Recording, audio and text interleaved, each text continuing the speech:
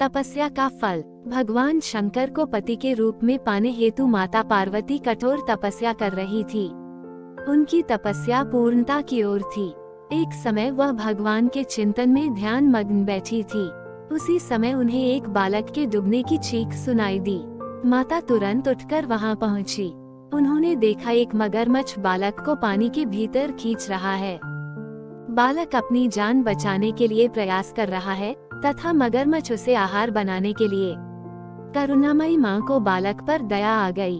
उन्होंने मगरमच्छ से निवेदन किया कि बालक को छोड़ दीजिए, इसे आहार न बनाएं। मगरमच्छ बोला, माता यह मेरा आहार है, मुझे हर छठे दिन पेट पूर्ति हेतु जो पहले मिलता है उसे मेरा आहार ब्रह्मा ने निश्चित किया है।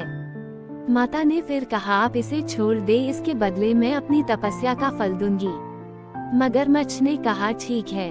माता ने उसी समय संकल्प कर अपनी पूरी तपस्या का पुण्य फल उस मगरमच्छ को दे दिया। मगरमच्छ के फल को प्राप्त कर सूर्य की भांति चमक उठा। उसकी बुद्धि भी शुद्ध हो गई।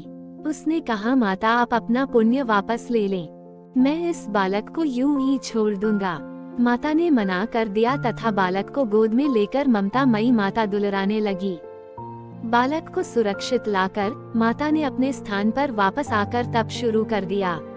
भगवान शिव तुरंत ही वहां प्रकट हो गए और बोले, पार्वती अब तुम्हें तप करने की आवश्यकता नहीं है।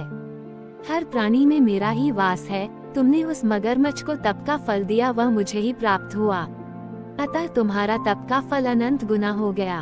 तुमने करुणावश द्रवित होकर किसी प्राणी की रक्षा की, अतः मैं तुम पर प्रसन्न हूँ तथा तुम्हें पत्नी के रूप में स्वीकार करता हूँ। कथा का सारांश यही है कि जो परहित की कामना करता है उस पर परमात्मा की असीम कृपा होती है। जो व्यक्ति असहायों की सहायता, दयालु, प्रेमी, करुणाकारी होता है, ईश्वर उसको स्वीकार करते हैं। ये कथा शिव पुराण में उल्लेखित है।